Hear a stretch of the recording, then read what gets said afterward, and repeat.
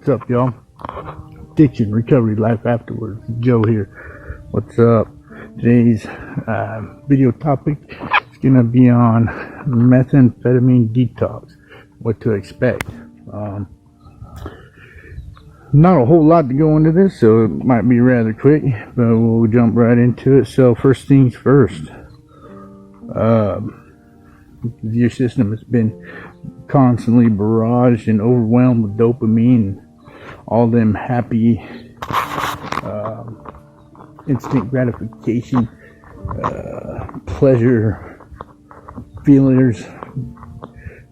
Since you've been doing it, about every hit you take, it's like constantly just getting slammed with it. So first thing you're gonna notice is that it's a little bit hard to be happy. Basically, you got to get your dopamine, serotonin functioning properly again. You got to get activated. You got to get up and moving, circulating. You got to get the blood flowing. A lot of people have the depression, lack of moods, or just foul mood. Makes it hard to be around a lot of people that are coming off the dope and methamphetamine, because a lot of them are grumpy. It's not really that they want to be or anything like that. It's just how their brain is right now. They don't have the capability or the function to feel happy or feel that good feeling, because their brain has been overloaded with it since they've been getting high. So that's one of the first things that you're going to probably notice if you've been on a long run or a long binge with it, is your inability to find things pleasurable or feel happy or in a good mood, or things like this. And it usually takes a couple weeks to months to get that in back in full circulation. A lot of people end up on antidepressants and things like this, mood stabilizers, because of it. I don't suggest that. I suggest getting up, moving, interacting with your environment, trying to find humorous things, trying to take joy in things, and slowly reactivating your brain function to be capable of that feeling without the drug. Secondly, you're going to be tired. You're going to be exhausted. Not many people stay up for days to weeks at a time and don't have any side effects. So yeah, expect to be groggy, lazy, hard to wake up, especially after you eat, or you get a full belly. That's another thing, you're gonna be real hungry, but they kind of go hand in hand. A couple days after passing out after a long binge, you're probably gonna wake up for a few minutes, be really hungry, grab a bunch of stuff down, maybe use the bathroom, shower, and odds are you'll be right back in bed snoozing away like a little baby for another day or two.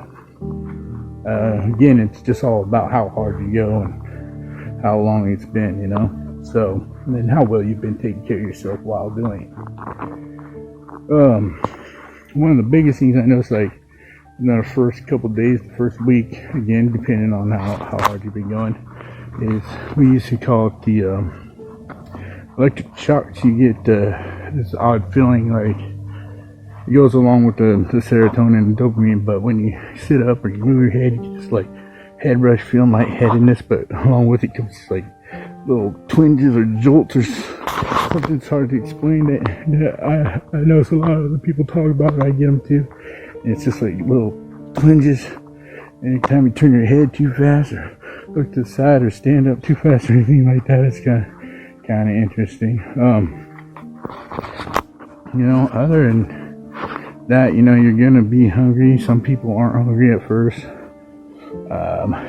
Take it slow with that. You can really clog up your system, heartburn, acid reflux, stuff like that, especially if you haven't been eating a lot.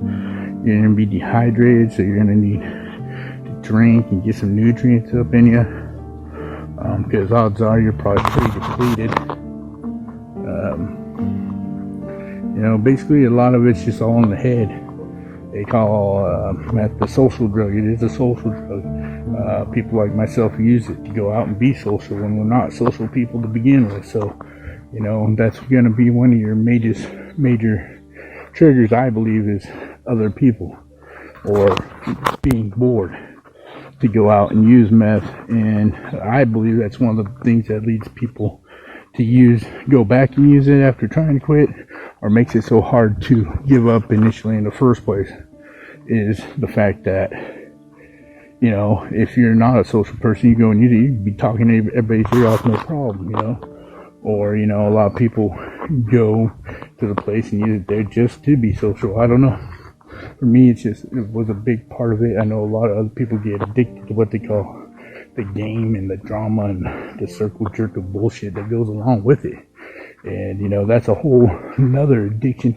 I perceive myself is, you know, when you get hooked on the drama and your brain is kicking off dopamine and all that stuff because you're getting pleasure or thrill or whatever it is you get out of this whole drama circle thing. It's giving you a dopamine release, and you actually get addicted to it. I've seen people, you know, in horrible relationships just tear each other down, freaking to the nitty gritty. You know, they're addicted to it. They're addicted. As soon as they get high, that's the first thing to do is they set off after each other and start arguing. It's because it's giving them a secondary high that they're feeding off of and amping them up. So they're getting higher and higher. And it's a real sick and twisted thing to get into. So, you know, you're going to have a real draw and big triggers to go and use because of these things. And, you know, I highly suggest just cutting all ties with everybody you can if you're really serious about getting off it. It's just one of them things. If you're like me or a lot of other people I know, you can go months, and then you're in the wrong spot at the wrong time, and the pipe pops in front of you and you're smoking it. Just how it is. A lot of my friends are the same way. They grew up in the same spot as me, doing the same stuff. So, you know, I said a lot of people end up on the antidepressants just for the ability not to have them pleasurable times, and they can't feel. And, you know, I will say this, it will come back eventually. Just, you know, stay strong and, you know, get out there and activate your brain and do things so that you can get that healed up and rolling a lot quicker than just sitting in the room staring at a screen or, you know, being depressed. Get up and move, get them happy thoughts and happy juices flowing again on your own. But yeah, other than that, I mean, a lot of people have a lot of different other symptoms and things like that they associate with methamphetamine. You know, a lot of people are going to have a lot of mouth issues sometimes from cotton mouth. It's really not from the drug. What it's from is not staying hydrated or keeping some kind of fluid in your mouth and getting that cotton mouth built up around your teeth, which has a lot of acid in it to eat the enamel off. It's like marijuana. So a lot of people end up with what's called meth mouth, which should honestly be called weed mouth, but we'll get into that topic another time. If you look at the science behind it. But other than that, I mean, depending on how long your run was, how long you've been going, I mean, it's how long it's going to take you to get up and motivated. And like I said, just be careful, because methamphetamine is one of them social things. It just takes that one, okay, that sounds good, and you get that, let's go rolling. You get that happy juice flowing back in your head, almost like you're getting that shot of dopamine before you even get high, and it just all leads back to bad. So I think that's probably the number one biggest thing you're going to do, is you're going to crave it, because you're going to want that happy dopamine release. You're going to want that feel good injection, you know, because it's not fun being all the time, you know, and it takes a little bit to get back out of that. So just be prepared for that. Be prepared to sleep. You know, be prepared to accumulate everything that's happened previously if you haven't just totally been whacked out. You know, a lot of times you'll have bad memories come back in on you and stuff like that. So just be prepared for that, and be prepared to be hungry. Take it slow. Yeah, and just get ready for the mental.